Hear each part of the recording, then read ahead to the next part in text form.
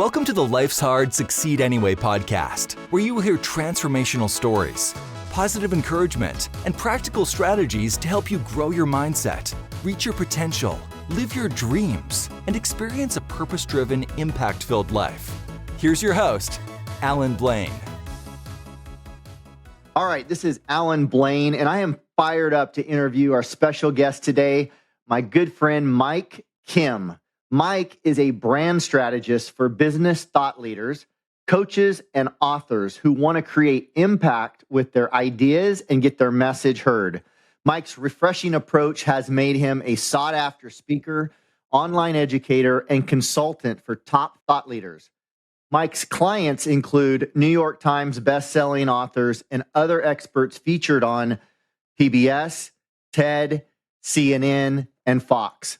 Mike has been featured in and written for Inc., Entrepreneur, and Huffington Post. Mike is the author of the Wall Street Journal best-selling book, You Are the Brand, which is phenomenal, by the way.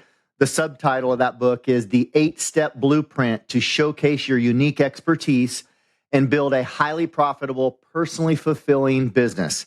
Great book, again. He has spoken at industry-leading events, including Social Media Marketing World, Tribe Conference, and Podcast Movement. He has been a guest on leading podcasts like Smart Passive Income, Entrepreneurs on Fire, and Read to Learn. Mike, welcome to the Life's Hard, Succeed Anyway podcast. You ready for this? I'm ready, and we can add this podcast to that list. So thank you for the very warm introduction, Alan. It's a pleasure to be here with you, and I'm hoping that I can add value to all you tuning in today. Love it. I love it. Well, hey, I've given our listeners just a brief intro of who Mike Kim is, but can you just spend a couple minutes and give an overview of kind of how you got to be where you are today? Yeah, for me, I've been in business now for myself for 10 years, which is hard to believe, Alan. I never thought growing up I would have it in me to be an entrepreneur. I didn't really know what the word meant. The thought of owning my own business sounded really stressful. I thought I would just get a regular job. And actually, early on, I was quite involved in church. And so I was doing a lot of music there. I actually worked for 4 years as the music director for a large church. That was my full-time job.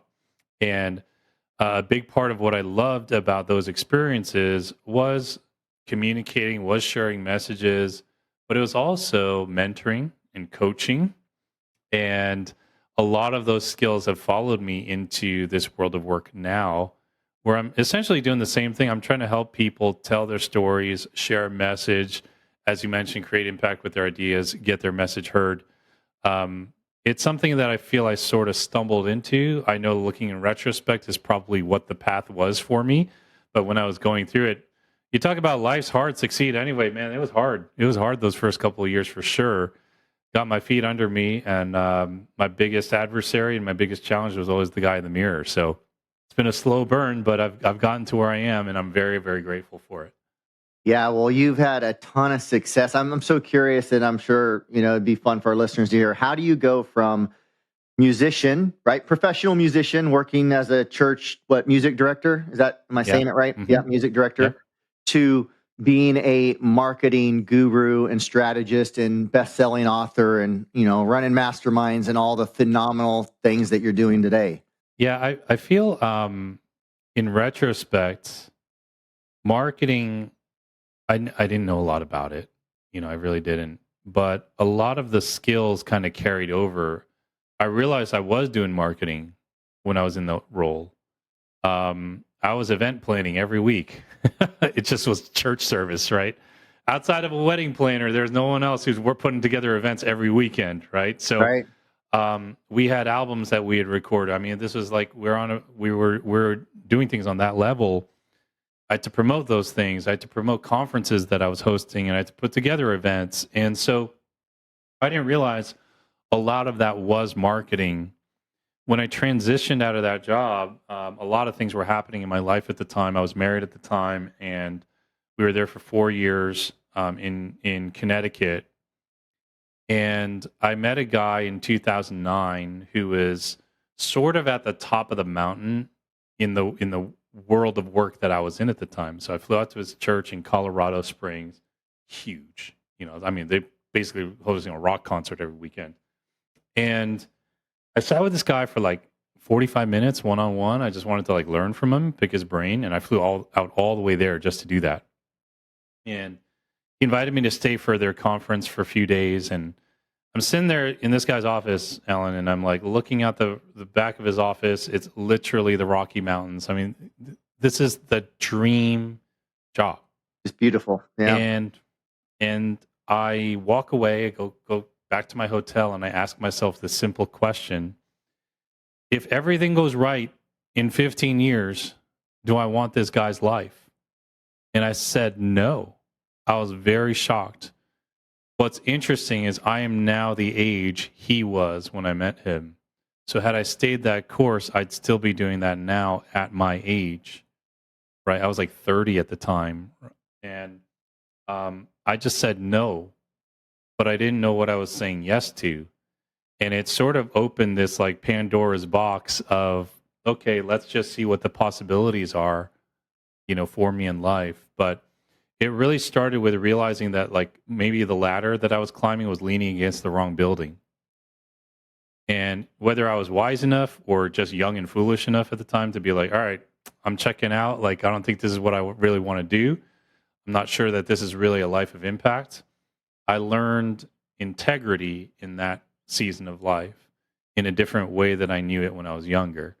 I always thought integrity when you're younger meant just to be like holy and honest and like a good person.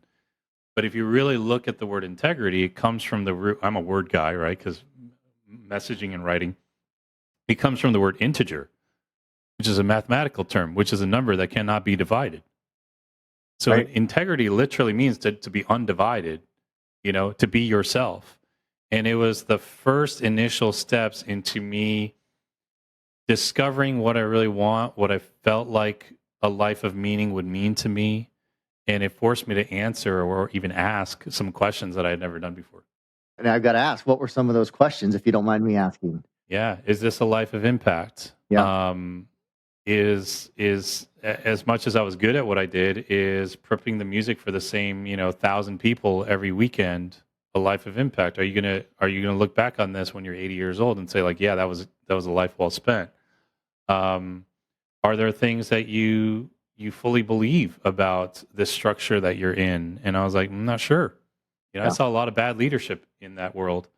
I saw a lot of narcissism. I saw a lot of insecurity. I saw a lot of people like, aborting the dreams of others to maintain control. I'm not throwing the whole thing out with the bathwater. I'm not saying that. Right. You run into these situations all the time. Even in business, I see this, heck of a lot, obviously. But I would honestly say that I felt, this is going to sound weird, but I know that the right person who hears this will understand. I felt I was too talented to be confined to one place, like one organization.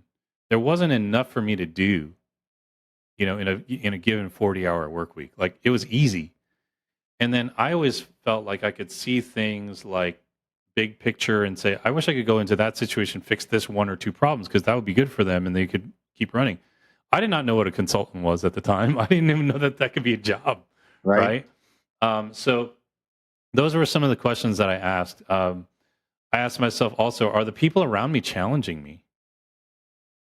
Are they pursuing life and actualizing their potential in a way that inspires and uplifts me? Or are they confining themselves to beliefs that they've never, or tenets or values that they've never really picked up the rock and looked under? That's important to me. I respect everyone's beliefs and their own journey, but I want to know that they've looked under the rock and examined it. I admire people who have a couple of scars on their neck and have Right. wrestled with a deeper. I know you have, and it's why we click so well. So those were some of the questions at the time, and like, was I really happy doing this? Like, is it fulfilling? Yeah. Right? Does it have meaning? Yeah. I love that. I love some of those questions you asked. I mean, were you really living up to your full potential? You'd been given these gifts, talents, and abilities. Were you really in the place that I'm saying back to you what I think I heard you say, maybe in different words, Yeah. but were you really living out your full God-given potential, or being held back really from the talents that you had to steward, right? All have to steward. That you talked about even the circle that you were around and were those people building you up, and we know how important that is, and so many things that I could only wish that in my younger years I would have recognized, understood, and cared about. It took me, much past 30 actually before I really, really understood those things that are make and break deals. Can we, before we go too much further, can you just, I mean, you had a ton of success, but what would you say is, I want to give you an opportunity to brag. I don't know how to say it another way, but like maybe what are you most proud of, professionally speaking? Because I know you have a lot to be proud of professionally in the last even just 10 or so years, since you got out of the music business. But what was one of the greatest accomplishments, I guess, is what I want to hear from you. The thing that really lights me up is when people I've coached and mentored or facilitated, like in mastermind groups or coaching groups, like these communities that I've built. The thing that really um, lights me up is that they're building relationships and friendships with one another. Like they sometimes will post videos on social media. They're visiting like a city that someone's in, and they happen to be in that city. And they all just meet together without me. Like that, I'm very proud of. I'm very proud that over the last 8-9 years, I really laid this ground, laid this foundation to give entrepreneurs, to give leaders, not just entrepreneurs but leaders, a place where they can kind of meet with others, build connections professionally and personally. Right. Right. These are how I do mastermind groups. I've sold products, I've sold courses, I've spoken at events, I've written a best-selling book. All of that pales in comparison to the fact that there are two people who are friends and they met and became friends because of something I did. Right. That's extremely rewarding, and many of them actually partner up in business together. That I just feel like I've done my job. I'm like, good people know more good people who know more good people. That's just what I have always loved doing. And what's funny is I'm an introvert, so Same that here. that may surprise most people. Like he likes connecting people, but he doesn't like he's not an extrovert. And like it just means so much to me because I know that relationships are rocket ships. Yeah. One relationship can change everything for you in your life, and so I'm most proud of that and that community that we built, mastermind community that I have. I love that, Mike, and I'm truly honored just to even be a part, not of your masterminds that you're just talking about, but just to be a part of a mastermind with you, and which is obviously how we met and connected many months ago, and it's been awesome being around people like you that sharpen each other. We sharpen each other. Hopefully, I'm sharpening others, but I know that Oh you yeah. others are sharpening me, and I really value and appreciate that, and very, very much. What would you say is, and there's many keys to success, but what would you say is one of the keys to your success? Mm. Being willing to know yourself. I have, whether I had to or I chose to, I have just been on a long, long journey of trying to discover who I really am, what's really under the hood. For a lot of my life, Alan, I gave that over to other people.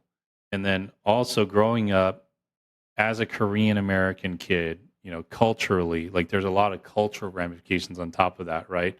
Right. Asian culture as a whole is much more about the collective than the individual. American culture is much more about the individual than the collective, right? And so you heap that on top of, church where, your identity is not found in yourself, it's found in God, it's found in somebody else. And again, not talking about beliefs, I'm just saying from a purely intellectual standpoint, I'm giving a lot of that away, right, in my life. And I'm looking externally for people to tell me what I'm supposed to do or who I am or what's. And then I go into these, even these wonderful assessments that are out there, the Enneagram, Strengths Finders, Myers Briggs, Human Design. There's all these things out there. And, you know, it they're all tools to help us understand a little bit more of ourselves. And I think that as I've grown in my understanding of myself, how I make decisions, why, what my unique wiring is, what my personality type is, whatever I can do to grab on to get a little bit of knowledge and get to know myself a little bit better, I think that has been hands down the biggest key to my success, because if you know yourself and there are parts to work on, you know how to work on them, because it's going to invariably show up in your business or your work life or your relationship life or your friendships or whatever. And if you never get to the root issue, which is you, like you're just trying to shovel water out in buckets out of a sinking boat. So to me, the self-awareness and meeting other people who are self-aware and are on that journey is so inspiring to me, because you own your stuff, you take responsibility, you don't blame others, you don't pass the buck. It starts and ends with you. And Right. if we just had more self-responsible people in this world, it would be a much better place. It really would. And so I would say that that's probably the biggest factor to my success. Sometimes I may overdo it. I may get too inside of my head. But I've learned, it's a funny thing to say, but I've learned to kind of accept myself and love myself. And recently I went to a birthday party for one of my friend's kids. She was turning 1, and they asked us all to sign something in a guest book for her that she would read, in her future birthdays. And I wrote, dear, her name, and I said, learn to love yourself. It's who you'll have to spend the rest of your life with. And I think that has been the biggest determining factor to myself. It doesn't mean you don't love God or love other people, but man, it's a tough life if you don't like the person you are. And you're Yeah. not getting to know that person, Yeah. especially if you're driving business and doing all these other things. It's really important, the relationship with yourself. Yeah. And that's a great point. And how we view ourselves. I mean, I can just say this from experience. When we're confident in who we are and we're confident in what we're doing, we're in such a stronger position to be able to then focus outwardly. Because I think when we're not confident in who we are, we're inward focused, I'll just say self-centered, selfish, because we're just worried about what people think about us, how we look, how we talk, how we, everything. It's hard to love others when you're in that state of mind. But when you can walk in confidence in who you are, and I'll add who you are in Christ, and you're like, where you're going and you know why you're going there. Now it's all about everybody else. It's not about me anymore. It's a game changer. So I love that you brought that up. So good. Has life been easy, Mike? I mean, has there been any challenges in life at this age, 40, whatever you are, that's and all this? Oh yeah, life's. In all honesty, I would say I've had a great life. I'm very blessed. I'm very fortunate. Things could have been a lot worse, and I don't go there because that's never helpful to anybody. Yeah. You never want to feel better about yourself by looking at other people who have it worse off than you. Everyone's problems are important to them. Yeah. That's something that I've come to understand over the course of my life. And yet, most people's problems are not. They're not rare. Right. Sure, you have these outlier situations, right? But chances are, at some point, another human being, or maybe a lot of them, have gone through similar things. And so I take comfort in that one of the hardest things that I went through in my entire life was a divorce, right? And that happened about 5 years ago. It started about 7 years ago. And at that point, I was married for 12 years. So I was married a good deal of time. And when that happened, it hit me out of nowhere. I did not see that coming. And that was really probably the biggest catalyst for personal growth in my life. Business and starting business and growing it was easy compared to getting through that. You wrestle with so many things and you grieve the death of things and dreams and a life that you thought you would have, even family that you thought you would have. And yet, in that experience, I can look back on it now and say, I'm really grateful I went through that. I'm very happy in a weird way that I went through that. I do think that there were parts of myself that were held back. And I think the same for her. We're on pretty good terms, actually. We recently texted a couple months ago on my birthday, and she was just giving me a kind of a life update, and she's getting married. I couldn't be happy for her. And she said, I maybe needed closure or whatnot. It's not my story to tell, but it was enough to say, like, wish things worked out different. And I wrote back, yeah, but if they did, we wouldn't be who we are today. We were really young back then. We didn't really know what we were doing. Let's be honest. We didn't have the skills, And so, and it was always like that. Even when we went through it, it was just heart wrenching. So Mm. that was difficult. But at the end of the day, like, you're you, and you've got to learn to show up for yourself. I think so many of us who are in business, and especially in my industry where we're coaching and advising others, we show up so much for other people, so much better than we show up for ourselves. That can look like just get some rest, drink enough water, get a workout in, take care of yourself. Like, Mm. have some fun once in a while, for goodness sake, right? There's not a single friend or employee in my life that I treat as bad as myself, Right. Yeah. right? So yeah, it's been hard, but no one ever said it would be easy. And I think you and I are alike in this way. I don't mind hard as long as it's worth it. Right. 100%. Yeah, I love that. I don't mind hard either, as long as it's worth it. Or I believe it's worth it. I can go through a lot of hard as long as I believe it's worth it. Yeah, absolutely. You said that divorce, and I've never been through a divorce. We're getting ready to celebrate 31 years of marriage. So that's a hard I have not experienced, and I pray I never do. But I could only imagine the pain and the challenges that come along with that. I mean, I feel like I can imagine it. Whether it's accurate or not, I don't know, but I can imagine it. You said it was the biggest catalyst to your personal growth. I think I heard you just say.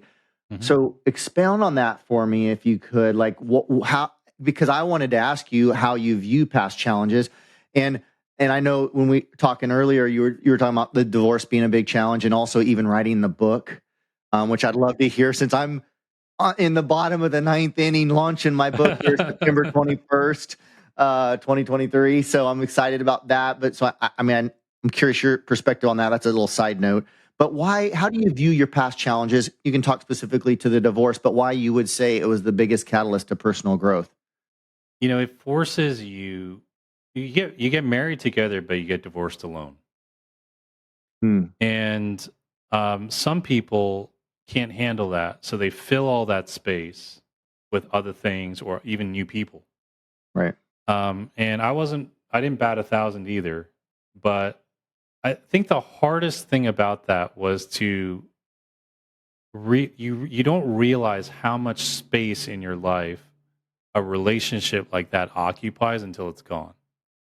You take for granted you have someone to text in the morning, you have someone to talk to at night, you have someone to plan things with, you have kids, so you're building something together, you're building towards something, a shared vision.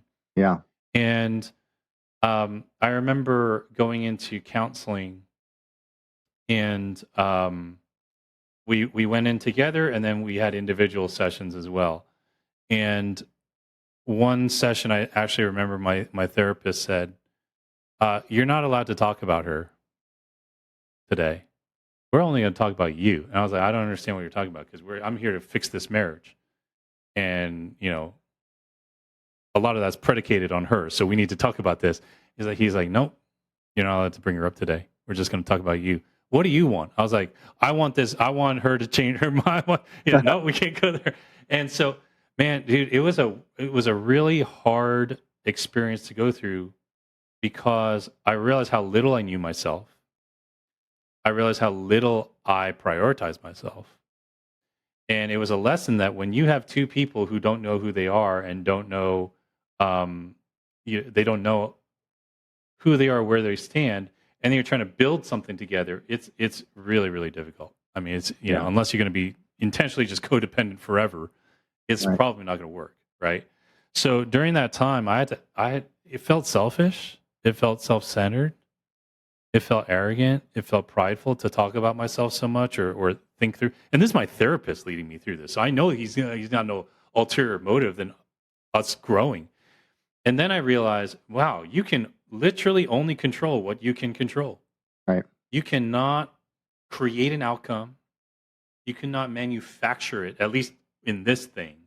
You cannot twist someone's arm or change their free will. Mm. Like, this is hard. And there's like this element of powerlessness too. And then it's like unworthiness. Like, what is it about me that, is creating this situation? How did I contribute? I didn't contribute, no, but I did. Right. It's never one sided. So you really start, if you're going to do the work, like you really start looking under the hood and hard at this stuff. And it was not, it was not easy, man. It was not easy coming to grips with that. I saw a lot of my own tendencies, which are to rescue people and to, try to make everything okay. And I'm a fixer, and that's what I do at work. And and it just shows up, dude. And you're just like, well, maybe you're gonna need to learn how to let go of some of that, and you're finding a lot of significance in that you didn't realize. Yeah. And I do love that about challenges. Not that I love it in the moment, but I do love the fact that it causes us to grow. I mean, I love that you said that, biggest catalyst to personal growth. I mean, it's not the fun way, but it's the necessary way. I heard someone say the other day, the sharpest swords or the strongest swords maybe were created in the hottest fires. And it's like, yeah, that's, there's 100 ways to say the same thing. It's those challenges that we go through that make us who we are. It's where we're forced to grow. And so I do love that about the challenges, and not limited on this next question, not limited to marriage advice, although feel free to answer it in that context if you'd like to. But what would you love to go back and if you could go back in time, but what's one thing that comes to mind you'd love to go back and give yourself advice at a much younger age? I would say it this way. I always said if I could, if one day I had kids, or if I could go back to myself as a kid and parent myself as a kid, there's three things that I would want to really convey, right? Outside of love and caring for myself as a kid or whatnot. Number one, manners. Like teach them good manners. Like learn good manners. Number two, what to do with money. Yeah. Money is one of those things, man. It's a weird thing. It is so loaded with so much emotion and good or bad, right? Just crazy, just how people behave with money and what that means. And then third, how to reframe challenging situations. I feel like if you take a young person and you can teach them good manners, you can teach them what to do with money, and you can teach them how to reframe challenges, like they're set for life. They're in really good shape. And I wish that I think I always had good manners, but the other two, I wish I could go back and teach myself some stuff on. I grew up, we didn't have money growing up. We got evicted from our apartment a couple of times. I still remember how I felt about certain cars that like my dad had to drop me off to school in. Yeah. And it's a really tough thing. I've done okay, and yet I will feel horrible about buying something for myself till this day. I have to justify it in some way. I'm like, oh no, I need these pair of shoes because I wear them for work. Like that makes sense. But just something for my own enjoyment or just nice to have, like, no way, right? So I wish I could change my relationship with money and in like how I relate to it. That's definitely one of those big things. Yeah. And that affects your mindset. It affects so many different things. They're all related, right? But Yeah. that's a Yeah. huge piece. And not to go too deep in that, because I got some other questions I want to ask you, but I'm curious, like what specifically around money? I mean, there's probably a lot of things, but what is one thing, just to go a little deeper on that you'd like to reframe your mindset around money? I think that money for me has always been something that's scarce. It's hard to obtain. Mm-hmm. And now, if you think about it, especially from my background in Korean culture is very heavy on education. Like you think that it's bad in the States. It's like if you don't go to Seoul University, which is like the Harvard of Korea, you're just not going to amount to anything. Because it almost feels like there's no middle class in a way. Mm. So your grades and your school performance are so tied not just to your status, but like how much you can earn. So I wasn't good in school. So I'm like, okay, I guess I'm going to be poor. And literally, that was the correlation. Whereas when we see entrepreneurs, many of the most successful entrepreneurs didn't do well in school. Right. But there's that self-worth piece because it's drummed into you. If you don't get A's, if you don't get a certain SAT score, you don't go to a certain college, you're not going to get a certain job. And the only jobs that you can have should be respectable, like a doctor, lawyer, business person, right? Those are like the options that you grow up with. And outside of that, you're just a failure. You could be the world's greatest chef, but it's not intellectually challenging to do that. It is, of course, but not in their world. Right. So you're just a cook. You can see how this is just going to jack up a lot of people, right? So how So, did you become an entrepreneur? I mean, that's the next question, and obviously a successful one. yeah, I mean, so this is what I believe that it came to me in the right time in my life, in human history, right? I don't think I'd be an entrepreneur if the internet didn't exist. Yeah. Like, I don't see myself opening up a cafe down the street and hiring people out and dealing with a business plan and renting, a space and all that. That just gives me hives. Yeah. Same here. And when I left my church position, I missed having a creative outlet. So I started blogging about anything. Well, nobody read it. So the other part of me was just like, I hate doing things that have no point. Maybe I should learn how to do this. I stumbled upon, this guy's website, Michael Hyatt. I guess he had good search engine optimization. He had really good content on blogging. So I followed his coursework. And that's how I met the online space. And he and some of his colleagues would talk about how they were making money online and they were selling coaching, consulting, and all this sort of stuff. And What year is this, this Mike, for was context? probably 2013. Okay. Yep. Yep, 10 years ago. And I'm like, well, I don't know about all this other business stuff, but I can write. I know how to write. So I'll just write according to what he's sharing. And because I was a writer, I was good at writing for marketing. And I didn't realize that I knew marketing all those years. So people started to hire me to write their marketing material. And I was like, oh, wow. And I'll never forget the first money I made online. It was like life changing. I was like, oh, I can do this without having to drive to an office, buying a suit and wearing one every day. Like I don't have to commute. I don't have to hire people. And essentially I discovered this freelance life.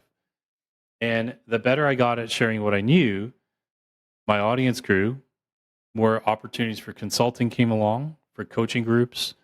And that's just sort of how it's run its course. And so here we are.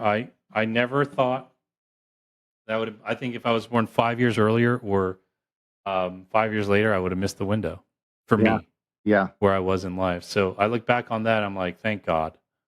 Like that was just a sovereign chain of events or whatnot that led me down that path. And I've met Mike a couple of times and he knows me and I've thanked him so much. I'm like, thanks just for putting your stuff out there, man. Like, I know you're not responsible, he's like, I'm not really, you just took what I shared. I was like, yeah, but you shared it. Right. And you're who I met and I thank you for it. So yeah. Wow. And now you're doing that for countless others and paying it forward in that way. And how fun, Mike. Hey, I love also when I asked you if you could go back in time and knew that last question, what advice you'd give your younger self. You said manners, money, and how to reframe challenges. I love that you added that too, not just money, but reframing challenges. I think I when you said that, I go back to like what I've heard Sarah Blakely say, not personally to me. I don't know her personally, but the world's first female quote unquote self-made billionaire and founder of Spanx. And she said she talks a lot about how at the dinner table, when she get home from school and her dad would want to know, what'd you fill out today? What'd you fill out today? Oh, you didn't fill out anything today? Like that was the standard. It wasn't, as you said, like in the Korean culture, the degree. It was, the standard was, how far did you step outside your comfort zone, try something new and fail? Because if you didn't do that, you failed. The failure was not that. Yeah. And just, I think that's what you're talking about, right? Is reframing, how did you say it? Challenges. I mean, it's different. But in the same vein, like if you can reframe challenges to view them differently, why is that so important? I guess that's the question to you, because then how is that good advice? I heard Ray Dalio, the hedge fund manager, talk about this. I think it was in his book Principles. He said that when people encounter challenges and pain, they handle them in one of two ways. some people, when they encounter pain, or most people, they just wait for the pain to subside. They can't process it. They're just in pain. So they just wait for the pain to subside. That takes a while. Once the pain subsides, they just go back to their normal life. They don't actually grow from it because they don't reflect. They don't dig in. They don't get to know themselves or really look at the situation. He said that there are other people, when they're in pain, they're able to self-reflect and process while they're going through it. And in more recent years, obviously with the issue of my divorce, I realized that's why it was so challenging. I was trying to do that. And that's why I got so much out of it. I got so much fruit out of I turned, lemons into lemonade, if Right. you will. And life's challenges will come.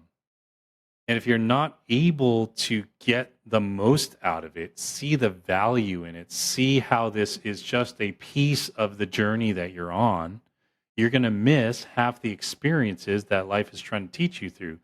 I love, there's debate over where some of these principles come from, but it's like rules on being a human being. It's like life will have lessons, lessons will be learned, lessons will be repeated until they're learned. And it's just one more time around the desert, Moses, one more time around the mountain, right? And it's like, if you're not able to dig in, and this is why people make the same mistakes all the time. You're not able to dig in and reflect on what the situation is, how you got here, why you're here, how you may have contributed to this. It's another turn around the barn. And I don't know about you, it's like I never want to have to relearn a lesson more than like once. Right. And once you're just learning the lesson all over again. You're just like, I'm just wasting time. I'm just flying in circles. This is pointless. So, I look at challenges, and sometimes challenges hit me in the face, and they're hard. I'm like, dang, this sucks. And now I'm a little wiser, and I'm like, okay, I don't know what the lesson will be on the other side of this, but it's going to be a good one.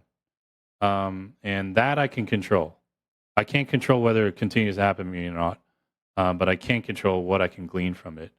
I love that you said you fail all the time. Man, I fail every day with my trainer.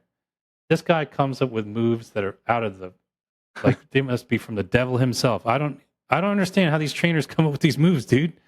I'm just like, I thought I was strong, and then he's like, okay, I want you to do a side plank, holding yourself up by your opposite leg. So it's like, you're like literally lifting up your whole body with the inner thigh muscle. I'm like shaking like there's an earthquake. I'm like, dude, I thought I was strong. How do you come up with this? It sucks. I fail. I fell on the floor this morning. I was like laughing. I was like, this is ridiculous. I am not a ballet dancer. I don't need to do that. He's like, you're going to hurt yourself if you don't strengthen this. It's just like every time he pushes me to failure, it sucks. I'm on the ground. I'm sweaty, and I'm getting stronger despite the crappy attitude. Yeah. I love the muscle example because it's such a good visual. We all, I think, can wrap our head around. You got to break down muscle and take it to failure to build it back up even stronger than it was before. And that's exactly how challenges should be in our life and adversity. I love that. Just kind of as we start to wind this down, I've got several more questions, but if we could just kind of in rapid fire, 30-second type question and answers. Is there a favorite success quote, maybe in the context of entrepreneurship, but of anything for that matter, but a favorite success quote you might have that you'd like to share? Action cures fear. Oh, I love that. And why is that? That's one of my favorites. I think it's from The Magic of Thinking Big by David Schwartz. It's like one of those old personal development books. And man, fear can paralyze anybody, right? And the one thing I've learned in life, and business has taught me this a lot, like you just got to do it. You really cannot learn to swim by reading a textbook. You got to get in the water at some point. And if there's anything I've been good at, it's just trying things. It's almost like reckless sometimes. I'll try almost anything once, as long as I'm reasonably sure that it won't kill me. Yeah. And so every time I'm scared, I've now faced enough things that I'm scared of or I've been scared so many times because I'm always trying new things that I've now sort of recognized the discipline of, okay, well, you're scared. That just means you just need to do it, Right. right? Waiting is not going to make the fear dissipate. No, You're still going to have to do it. So that is, I love it. an action taker. Yeah. That's it's great advice. I want you to expound upon that a little bit just because it's so important. I don't want anyone to miss it. I mean, I love the swimming analogy. I mean, you can read a book all day about how to read it to your child of how to learn to swim. They will never learn to swim until they get in the water, ride a bike. I mean, all the things we've got to do. Reading is helpful. Learning is helpful. And I say, learn. Use one foot to learn and one foot to do, and one foot to learn and one foot to do, and you'll get somewhere. But if all you do is use the one foot to learn, you're going to go in circles. You're gonna just spin around the foot that's not moving. So I love that. What is one habit, a daily habit, I guess, maybe to be more specific, that has helped you become successful and continue to be successful? Gratitude journal. Love it. But I will preach that until I die. I use this thing called the 5-minute journal. I thought it was the dumbest thing in the world. You wake up in the morning, you don't even journal anything. You just write 3 things you're grateful for, 3 things that would make the day great, and an affirmation. In the evening, you write 3 good things that happened today and what you learned that day. It takes 5 minutes each time, morning and evening. I thought it was the dumbest thing ever, dude. And I've been journaling since I was like a teenager. And I had this kind of come to Jesus moment where I looked back on my journals and I realized literally all I was doing in my journals were just complaining. This is what's going wrong. I'm struggling with this and blah, blah, blah. I'm like, dude, this is not a flattering picture of my life. Like this, wow. And I'd read these journals. And actually, that was one of the things that made writing my book hard. I'm trying to tie these together.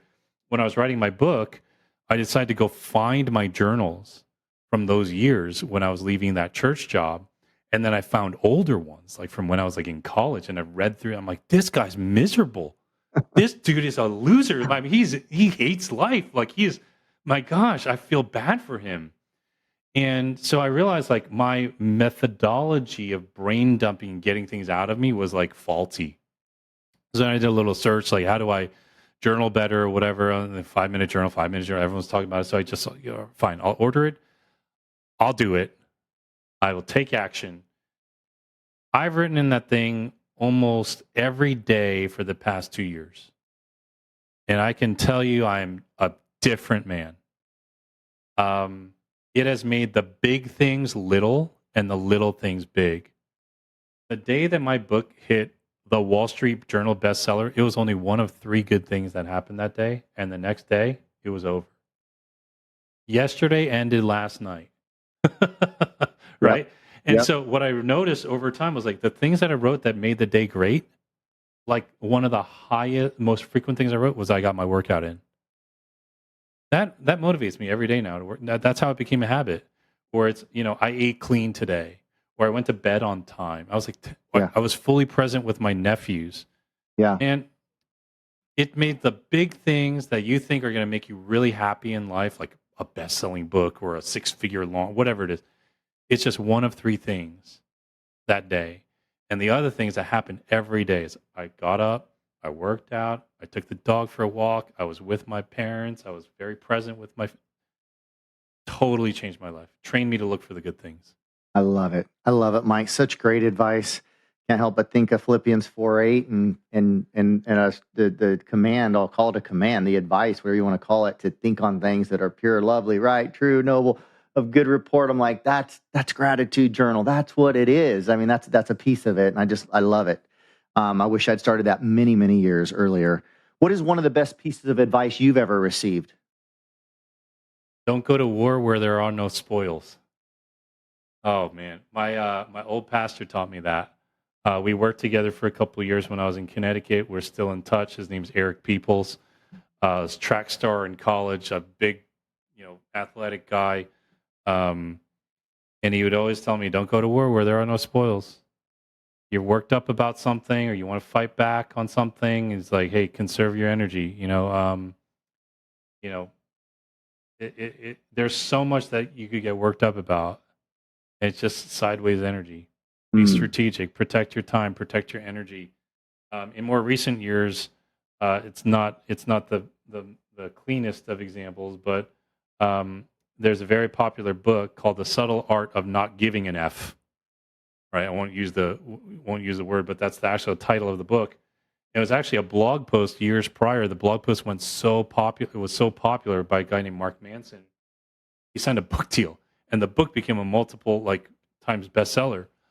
And the premise is simple. It's you have a limited number of F's to give.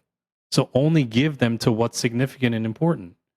And I thought about that, and I thought the way that my mentor would share that with me, it's like conserve your energy. You can't get worked up about every single thing out there. Be tactical about where you're giving your focus and your energy to. That's been one of the biggest things that I've lived by in my life. If someone wrongs you, you're like, okay, is this really worth?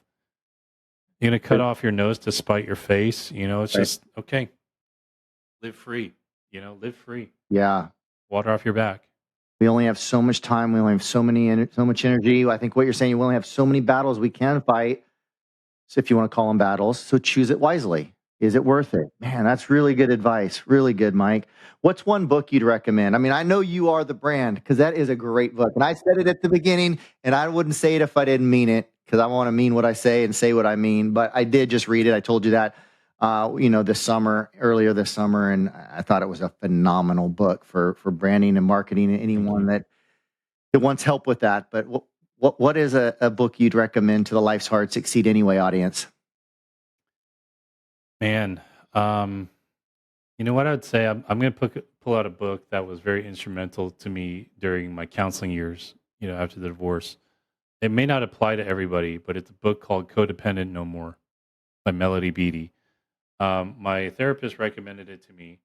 I was shocked, Alan, when I read this book because it was for people who are caretakers of alcoholics and drug users. Hmm. And I failed to see the connection. And I'm like, maybe it's in a later chapter, but I was highlighting every other thing in the book. And I get to the end of the book, and that's just the end of the book. I'm like, Doc, I must have missed it. Maybe you gave me the wrong version because I read this in a day, but she's not a drug addict or an alcoholic, and neither am I. I am not. And he's like, that's not what I wanted you to read. I wanted you to read how people are over responsible for others, and then they enable others to sit in their own level of irresponsibility. Hmm. And I was like, oh snap, okay. And for me as a coach and a consultant in many ways, that is very much my life. If I don't draw those boundaries, I'm going to start overcompensating for my clients and trying to take care of everybody, save the world. And for me, it was just the right book for me, Alan. It was just, he knew that there were tendencies inside me to caretake and to be over responsible and to overcommit because I didn't value my own self, or I was trying to compensate for my lack of self-esteem, whatever it was. And that book was very helpful. I mean, one of the top books that I've read in my life. I Absolutely. love it. I love it. Got it. Codependent No More. What is Mike Kim's definition of success? I mean, I've got success in the podcast title. Talk a lot about success. Everyone's version is a little different. I think at the core it probably is the same, but we all say it differently maybe. What is your definition of success? A life that I can truly be proud of living according to standards that held me at a higher standard. It's one thing you see all these travel influencers, especially in my industry, they just walk around, they just travel around, they're just partying all the time. That to me is not a life well lived. I want to make the people I've met better than me. I hope that I'm able to leave a mark on the people I've met in whatever way, and that'll be worth it. I think there's a difference between happiness and meaning. Happiness is feelings. Meaning is often accompanied by hardship. Yeah. And I want a life of meaning, which makes the hardship worth it. When I journey with a friend, and this has happened to me many times since my own divorce, people talk to me about theirs. And I'm like, all right, I don't know that I would have wanted this, but it's what happened. So that's why they're talking to me. It's not easy.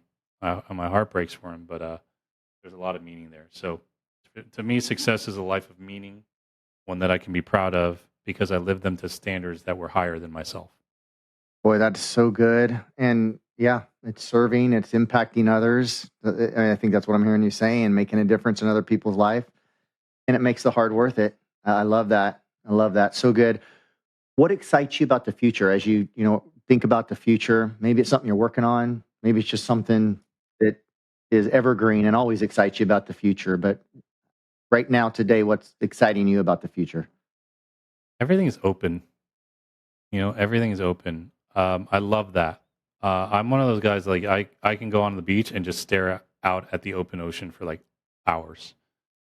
Um, and I think, Alan, what I'm trying to learn and have learned to some degree is like, you can see all this openness and there's no one right path to go off the beach. And yet the waves you encounter are the specific waves you encounter when you go off the beach. You could have gone 10 feet the other way. And so I think for a lot of my life, I was like, there's only one path that I can take. Only one. It's predetermined. It's prescribed. I've had too many changes in my life to believe that. And as a result, I've been able to be very present and unattached to outcomes. I have goals, but it doesn't mean I'm going to lose my identity or significance because something different happens. Man, I learned that a lot last couple of years. Everything that was labeled, every label that I had, out the window. Worship leader, out the window. Music director of church, out the window. CMO of a company, out the window because I quit. Married, out the window. Would have been a father, out the window, at least so far. Yeah. Right? Like, I'm like, what's left?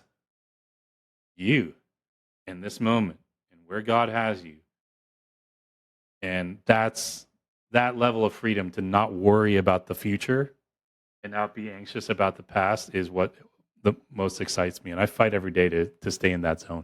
Yeah. Yeah. Definitely a constant battle because it's easy to, it's why we got to keep our heads squared away every day, right? Because it's easy to slip out of that. But I love that, Mike. I love that so much. Hey, this has been awesome. How, for all of our listeners that may want to connect with you or even just follow along on your journey, what's the best way to do that? Yeah, Instagram is great. My handle is Mike Kim. For those of you who are in business and may want to learn a little thing or two about branding and personal branding, you can tune into my podcast. It's called You Are the Brand, same title as my book, which you can also check out. But I think for the purposes of today, like, Instagram's great. You're going to see basically every facet of my life there. So outside of work as well. So that'd be great. We can connect there and DM me, say you listen to the show, and we'll chat. Perfect. And then I know we'll add both the link to your podcast, the link to your Instagram, as well as your MikeKim.com website in the show notes below. So it's easy for our listeners to just go down there and grab if they'd like to. And Mike, this has been awesome. I want to give you the last word. Any closing comment you might want to share with our Life's Hard, Succeed Anyway audience? Yeah, I guess it's some stuff that I said before, just learn to love yourself because it's who you have to be with all the time. Like, you can't escape yourself. So work on yourself, get to know yourself, become better, whatever that means for you right now in this season, and be patient with yourself, and your life will improve. It will. Life will be hard, but you will succeed if you do that. So that would be my charge to y'all. Love it, Mike. Thanks so much for your time, man. This has been great. I really appreciate you coming on the show and sharing your experience, your wisdom, and ideas with our audience. Thank you, man. It's been a pleasure. If you love this podcast, grab some of Alan's free resources on his website at alanblain.com, spelled ALLANBLAIN.com. You can also find links to Alan's Facebook, Instagram, and TikTok there in his contacts page. Lastly, if you can leave a 5-star review for us on your favorite podcast app, that will get these messages out to more people and it will really mean the world to us. Thanks in advance, and make it a great day.